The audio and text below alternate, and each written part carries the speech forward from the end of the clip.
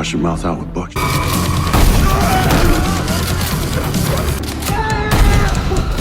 After a cataclysmic disaster, famous cities like Paris and Berlin were reduced to scorched earth. The surviving cities have become isolated islands where the law of the jungle reigns, and Dave Bautista, the man known as the deep-sea demon in the wrestling world, can only hunt for treasures for others in exchange for meager supplies to survive. In order to obtain a ship, he even ventures deep into the heart of cannibal territory in areas ruled by brutal warlords, to find the missing Mona Lisa. Whether he can succeed or not, let's start the story. In the future world, the eruption of solar flares has turned the eastern hemisphere of the Earth into a wasteland. With the end of the world looming, social order has descended into chaos. Warlords took advantage of the situation to carve up territories and rule most of Europe. Under their tyrannical rule, the people are suffering unspeakably. Our male protagonist, Jack, was a highly reputable treasure hunter in the industry before the apocalypse. To survive in the post-apocalyptic world, he continues to hunt for treasures for others to earn survival supplies. On this day, Jack took his weapon and entered an abandoned building. After reaching the second floor, he found a hidden door. Jack directly pulled out a bomb and stuck it to the door.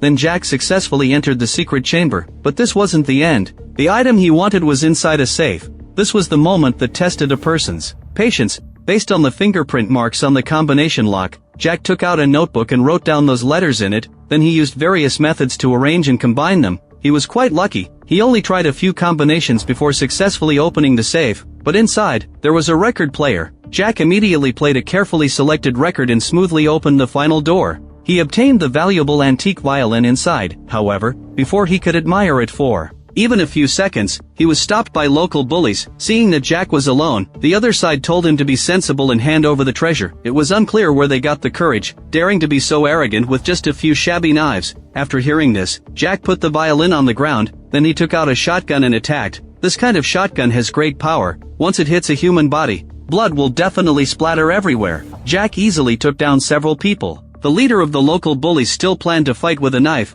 Jack directly showed a friendly gesture with the grenade pin in his hand. After taking care of these small fries, Jack got on his scooter and went back to find his employer. After the appraiser examined it, he found the item was in order. He said many people had taken on the task but all lost their lives, and only Jack had returned safely with the item. This alone speaks volumes about his ability. The employer decided to continue cooperating with him, but when he heard the task was extremely dangerous, Jack flatly refused, then took his payment and rode off. He returned home safely. Jack opened the box filled with various supplies and fed the food inside to his dog. Then he took out the precious gasoline and looked at it carefully. To relax, Jack also put on a piece of music. After eating and drinking his fill, he fell asleep. He was dreaming of living a carefree life at sea, when suddenly, the trap outside was triggered. Jack immediately grabbed his weapon and stepped out cautiously, only to find it was the employer's men. The men said their boss wanted to see Jack and had been waiting at the shipyard for a long time. Since they had come right to his door, Jack had to go and take a look. When he arrived, Jack saw the employer indulging in fine wine and delicious food, something that felt like a scene from a sci-fi movie in the post-apocalyptic world. The employer's purpose in finding him was simple. He wanted Jack to keep finding treasures for him. Earlier, he had sent over a dozen people to look for something, but none could find it. Yet Jack had been able to bring it back safely all by himself. He knew he had to hold on to a talent like that, so the employer offered extremely generous and tempting terms. Jack was extremely tempted and asked what treasure they wanted this time. The employer replied, "The Mona Lisa." Jack laughed out loud on the spot and said Paris was one of the first cities to be burned down, that painting isn't fireproof. There's probably not even ash left to find now. The employer knew that, and he knew even more information besides. That is, before the solar flare eruption, the French government had evacuated various cultural relics in advance, and moved them to a safe and hidden location. But Jack was confused. How could he get there? The employer said he had already established himself as a ruler, and something like this was no trouble for him. The king's plane, flown by the king's pilot. This matter was settled. Jack confirmed again, as long as he got the painting back, the employer would give him a ship. Right, the employer said there would also be resources and food, and he was even willing to give Jack a title. After all, it was just a matter of saying a word, so it wasn't a hassle. After the employer left, Jack asked the appraiser to help take good care of his dog. The other party promised that as long as she didn't make a mistake and get executed by the king, she would remember to feed the dog. Later, Jack got on his motorcycle and went to the airport. When he saw countless bullet holes on the plane's fuselage, he asked the pilot if this thing was really safe. The pilot told him to rest assured 1,000,000 times, whether it was reliable or not, there was no way to back out now. Jack went to find the employer to ask about the painting's location. The employer told him to find a contact person after reaching the city center. The contact person would provide him with weapons and a vehicle. With an uneasy feeling, Jack boarded the plane with holes in it. He hurried to find the seatbelt, only to discover that the seatbelt was broken too. Of course, this wasn't the most absurd part. The plane ascended into the air smoothly. After messing around with the controls for a while, the pilot said he was a bit unsure if the instrument panel was working. He also couldn't really tell how much fuel was left, so it couldn't be ruled out that the plane might run out of fuel halfway. Upon hearing this, Jack thought he had gotten on a pirate ship. He might die before even reaching Europe. Frightened, he quickly put on a parachute just in case. With this thing on, Jack fell asleep peacefully, once again daydreaming about the sea and beautiful women. But the next second, the plane suddenly started jolting violently. Countless artillery fire relentlessly attacked the plane. But the pilot remained surprisingly calm and used agile maneuvers to evade the attacks, true to his reputation as the king's personal pilot. But he couldn't land the plane smoothly in Europe, so he told Jack to find a suitable spot and take the initiative to jump and land by parachute. Jack also wanted to get away quickly. The moment the pilot told him to jump, he leapt forward without hesitation, and finally landed safely on the grass. In this unfamiliar city, Jack walked cautiously, but after taking just a few steps, he saw a terrifying sight. Two people were hanging high up for no apparent reason, and no one knew how long they had been dead. Jack chose to ignore it and continued walking inward. Encountering such a grand welcome right after arriving, Jack's legs gave way and he fell backward. At the critical moment, a group of people rushed out and threw a grenade into the tank, then evacuated the scene at top speed. Jack never expected that the local customs here were so simple and honest. Scene shifts. Men from the European warlord were oppressing the common people. Amid all the cries for help and screams, the warlord still had the leisure to play chess. He asked the common person sitting across from him to play with him. But the other person only made one move, and he knew right away that this person didn't know how to play chess. Then the warlord told his men to catch another person and bring them over. One of his men came over and said that an hour ago, their heavy artillery was activated and opened fire on a plane. Later, someone fell from it. The landing spot was about 80 kilometers away from here. On the other side, Jack was walking through the city when he saw a group of refugees gathered ahead. He immediately opened the trunk of an abandoned car, put down his weapons, then changed into a tattered coat and moved closer, only to find that the warlord's soldiers were announcing the curfew rules, even though no one was resisting or anything. This is really outrageous. Jack could only take his bag and take a detour, but he didn't expect to be stopped anyway. The soldiers demanded that he put down his bag and submit to an inspection, coming up and asking for things right away. Did they really think Jack was that easy to push around? So he simply dropped the pretense and launched a heavy attack on these arrogant soldiers. With his agile skills, the soldiers soon met their maker. Just as Jack breathed a sigh of relief, he saw a soldier who had just come back from the toilet. You're a dead man. In fact, this woman is Jack's contact person, Sierra. Realizing that Sierra had been watching secretly, Jack asked her what evil plan she was hatching, and why she didn't come out to help in the first place. Sierra said she just wanted to see her partner's skills. If you weren't up to it, there was no need to continue wasting time. After that, Sierra led Jack through the crowd to head to their hiding place. But when passing by a group of soldiers, Jack accidentally made eye contact with the soldier captain. That glance seemed to make the other party sense a dangerous aura. Unaware of this, Sierra took Jack into an abandoned church. The priest asked him if he wanted something to eat. Having seen the danger here, Jack had no mood for anything else, and only wanted to find the painting quickly to finish the task and go back. Upon hearing this, the priest took out a map that their companions had just found. Sierra said that these two people had just been executed by firing squad. This was a heartbreaking piece of news. The priest quickly pulled himself together and showed Sierra and Jack his invention, a modified car with super horsepower. Later, the priest unfolded the map and pointed out the location of the painting. After confirming everything was okay, he told Sierra to treat Jack's wounds first, while he was in charge of loading supplies onto the car. Shortly after, Sierra helped Jack clean the hideous wound on his shoulder. Since there was no anesthetic, they could only suture it directly. At the same time, the soldiers had already found the church in a tank. Upon learning this, the priest told Sierra to take Jack away quickly, and said he would stay behind to cover their retreat. Jack was moved by the priest's bravery, but he knew there was no choice in some matters. By this time, someone had already started shouting outside. The captain ordered them to come out and surrender immediately, otherwise they would face severe consequences. but whether they came out or not, it was a dead end. This kind of shouting was meaningless. After hearing this, the priest said goodbye to Sierra, and then walked out of the church with a fearless look on his face. He said seriously, "God can see everything, including your evil deeds." The captain was actually quite willing to chatter with him and replied that he was an atheist. Then he asked how many people were inside. The priest said it was just him. The other party didn't believe him, and immediately ordered several soldiers to move closer to the church. The priest acted as if he didn't see them, continued chatting with the captain, and moved closer to the other party as he spoke.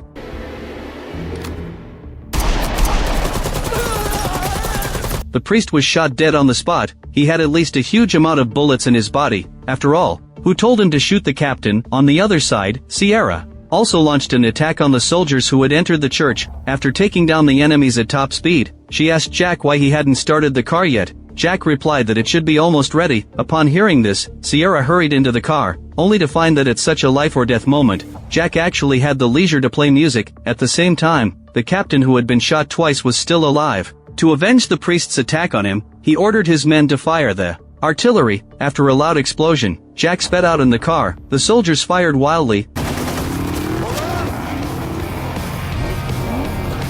When the captain saw Jack pull off such daring driving stunts, he was so angry that he kept spitting out insults. He ordered the motorcycle gang to chase after Jack at once, but all the soldiers could do was trail behind, breathing in the exhaust fumes. When Jack was about to break through the roadblock in his car, the guarding soldiers were still chatting, completely unaware. They only noticed when the car was almost right in front of them, they quickly opened fire on the oncoming car. The car Jack was driving had bulletproof glass and even came with a built-in jump function. It easily jumped out of the encirclement. Just then, a tank ahead fired a shell at Jack. Jack jerked the steering wheel sharply to dodge it. The shell hit the spot and happened to take out the pursuers behind him. But this was no time to rest. There were still several motorcycles chasing closely behind. Moreover, the enemy tanks were as if they were free. There were so many that even Jack was astounded. This forced him to dodge both the pursuers and the shells fired by the tanks. Now this was the real Fast and Furious. But constantly dodging wasn't a long-term solution. Sierra seized the right moment to throw a grenade, reducing the number of pursuers to one vehicle and one tank. Jack wanted to use the tank to take out the remaining pursuers. He made the car jump at the exact moment. The tank fired a shell. The pursuers who couldn't dodge in time were blown to smithereens. But he never expected that right after taking care of the immediate trouble, new pursuers popped up nearby. Jack had to resort to the same trick again, keeping closing in on the tank in front of him.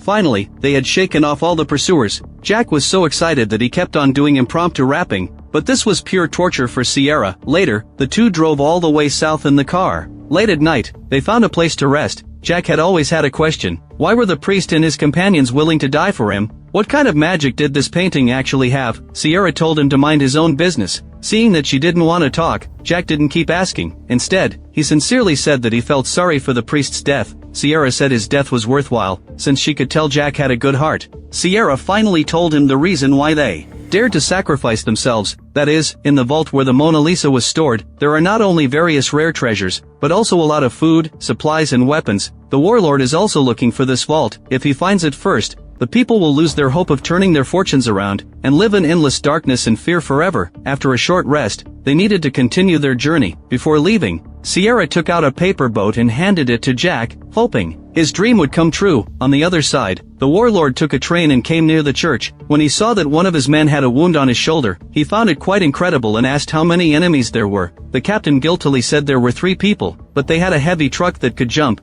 The warlord was so angry that he laughed. So many tanks and soldiers were sent to chase after just 3 people, and yet you still let 2 of them get away in the end. We might as well get rid of such worthless guys. Scene shifts. Jack and Sierra arrived at a base in Sully, France. There is a vault here, and they need to get inside to search for the Mona Lisa. But Sierra always felt uneasy in her heart, because this place is cannibal territory. If they die at their hands, their bodies will be used to make soup or barbecued. Just thinking about it makes one feel creeped out. Hardly had the words been spoken when suddenly someone unknown fired a flare. From behind, Jack realized they had been exposed. It might not be long before new pursuers arrive. They must speed up. Later, the two entered the base to search, only to find that the contents of the vault were gone. Sierra said that they had arrived one step too late, but Jack carefully inspected the vault door and found no signs of force damage. There were also no bullet holes or shell casings around it. It was highly likely that the guards in charge of the vault had felt it was unsafe, and moved the contents to another location on their own. Upon learning that the map Sierra had obtained came from the home of the Paris base commander, Jack continued to search around the base, and found that a gunfight had taken place at the staircase leading upstairs. They didn't stop and went upstairs. Jack believed that if the base commander had left, he would have left a record, and all they needed to do was find this record. Upon hearing this, Sierra hurried to rummage through various documents, while Jack tapped on the cabinets to check for hidden compartments, and sure enough, he found a hidden compartment and got the record. After flipping through and checking it, they learned the base commander's new location, but Jack always felt that everything was going too smoothly, and there might be a trick behind it, so he carefully checked the record again and found a string of rather suspicious codes. Jack immediately took out a pen and tried to crack them. Meanwhile, the cannibals had already discovered that someone had entered their territory, so they quickly gathered and rushed towards the base like madmen. By this time, Jack had already cracked the codes and obtained a French word. Sierra said that it was a fortress on the Maginot Line, and that should be where the vault is currently located. Then the two prepared to evacuate. Sierra had already gone out the door, but Jack picked up a glass from the table. Shortly after, the cannibals rushed upstairs and triggered the trap Jack had left behind. Later, Jack and Sierra headed towards the fortress. The warlord and his men didn't hurry over until Jack and Sierra had already gone far away. They entered the base and checked the existing records. The warlord was deceived by the fake location, but his men were very smart. They shone an ultraviolet lamp on the map and found the real location on the other side. Jack and Sierra had already arrived outside the fortress, and found that the gate here was really simple. There was no password keypad, no biometric scanner. The most absurd thing was that there wasn't even a door handle. Moreover, it was obvious that it hadn't been powered on for a long time. A bomb won't work on this kind of door. No keypad, no interface, no button. Later, the two arrived at the power station control room. They heard something making a noise and quickly checked what was going on. They found that the operating device was an air filtration system. It usually gets power from solar panels. Having this system means there must be a fan. Jack thought they could enter the vault from here, but they had to find a way to stop the fan from operating. Then the two split up to take different paths. Jack went to the fan to prepare for going down. He rummaged through a nearby cabinet and found a bundle of rope. After finding a place to secure it, he climbed down along the rope. Meanwhile, Sierra drove to find the solar panels to disable them. However, the first shell actually missed. Sierra prepared to fire again. Unexpectedly, the gun malfunctioned at this moment. It should be noted that Jack had already climbed down. Watching the still spinning fan, he prayed frantically in his heart that he wouldn't fall, otherwise, he would be ground into mincemeat. But just as he feared, the worst happened. The rope partially broke due to wear and tear. Jack was in imminent danger. On the other side, Sierra finally fixed the gun.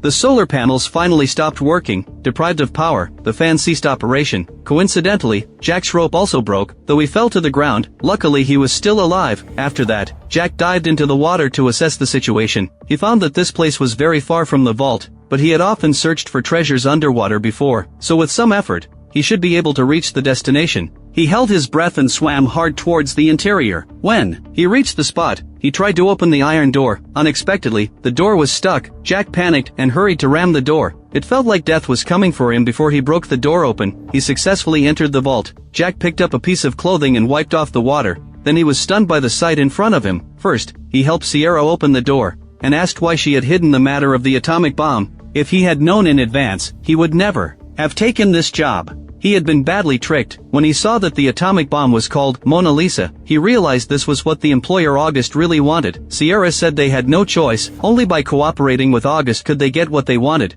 She also specifically pointed out that there was a safety plug on the atomic bomb, and without it, the bomb couldn't be detonated. But Jack didn't want to hear all this irrelevant stuff. He still couldn't accept the reality of being deceived. If this weapon of mass destruction exploded, no one knew how many casualties it would cause. He didn't want to get involved in these complicated and troublesome matters, so he turned around and prepared to leave. Sierra begged him to stay and help. She accused the warlord of all his evil deeds. She explained again that she just didn't want more people to suffer, yet Jack still resolutely got in the car and left. Scene shifts. Sierra's accomplices arrived to transport the item away. To keep the promise, she told her companions to send the atomic bomb to August, but as soon as the item was pushed out the door, the warlord's train came charging over. All of Sierra's accomplices were killed in a hail of bullets. To prevent any survivors from escaping by car, the warlord's men blew up the car with a single rocket. Shortly after, the warlord got off the train. and easily obtained the atomic bomb and the safety plug. On the other side, Jack, who was driving away, felt more and more upset the more he thought about it. He suddenly hit the brakes and stopped, looking at the paper boat Sierra had given him. Jack couldn't bear it in the end and turned around to head back to the vault. When he arrived, he found bodies were everywhere. He anxiously searched for Sierra and found that she was injured. He quickly found a cloth to bandage Sierra's wounds. After what had just happened, Sierra had lost her morale. She apologized to Jack again for dragging him into this, but Jack said he had figured it out. The world now needs heroes like Sierra, and he couldn't pretend to turn a blind eye. He remembered Sierra saying she could make explosives powerful enough to blow up tanks. They could use this to eliminate the enemy. However, the two needed to split up again. One would find a chance to get on the train and take the safety plug, while the other went to blow up the bridge. Sierra thought it was worth a try. They took some of the explosives and got in the car. Before setting off, they even blew up the arsenal on purpose. They didn't want anyone else to get hurt because of these weapons. At night, one of the warlord's men asked the driver why he was slowing down. The driver replied that visibility was very low at the start of the night, and for safety reasons, they would have to wait a while before speeding up. But the warlord was in a hurry to take his treasure home, so he stormed over to the driver's side. That's your full potential. Get the train up to speed. With a proud look, the warlord went back to the carriage to drink. At the same time, Jack drove to the bridge. He saw the train passing underneath. He leapt forward and jumped onto the train. Then he gave the soldiers inside the carriage a surprise. After a loud explosion, Jack rushed in and grappled with the enemies. Just at this moment, the warlord's trusted subordinate heard the explosion and rushed over, kicking Jack flying directly, but Jack got up very quickly. He quickly adjusted his state, pinned the other person down on the bomb and pressed hard against it fiercely. While they were fighting fiercely, suddenly the warlord rushed over, firing wildly. Jack quickly used the enemy in his hands as a human shield. Then he seized an opportunity and delivered a flying kick, knocking the warlord flying to the ground. The warlord was really tough to deal with, but compared to Jack, he was still slightly inferior in the end. On the other side, Sierra drove to the front of the train and blew up the bridge that the train would pass through. When the warlord broke free from his restraints and ran to the driver's cab, he saw that the road ahead was gone and was stunned for a moment. Having witnessed everything, Sierra shouted Jack's name loudly, because she wasn't sure if he could escape unharmed. Fortunately, Jack was still alive and well and had retrieved the safety plug. Scene shifts. Jack found August and said that the Mona Lisa was sleeping at the bottom of the canyon. No one knew the exact situation, though, but he had brought back the plug that could detonate the bomb. He tried to persuade August to stop obsessing over obtaining this thing, but the other party said he had to build his own empire. Jack didn't say anything more. Instead, he turned around and left, boarding the ship he deserved. Later, he lived a carefree and happy life with Sierra. The film ends here. The film has a severely divided rating. On Dubon, some viewers think it's enough to feel thrilled while watching it, with hard-hitting fight scenes, waves of explosions, and the hero's journey of awakening. Overall, it's well worth watching. Other viewers, however, think the plot is too absurd, and the settings are not rigorous at all. If a solar flare really erupted, it would destroy the global power grid and electronic devices. But in the film, the vault's electronic locks and walkie-talkies can actually function normally. Moreover, the protagonist is too overconfident when searching for treasures. It's one thing not to bring water. What's worse, he breaks into the ruins without a radiation detector. This completely goes against post-apocalyptic survival common sense. Today's commentary ends here. If you like my commentary, please subscribe to my channel. Your support is my greatest encouragement. See you next time.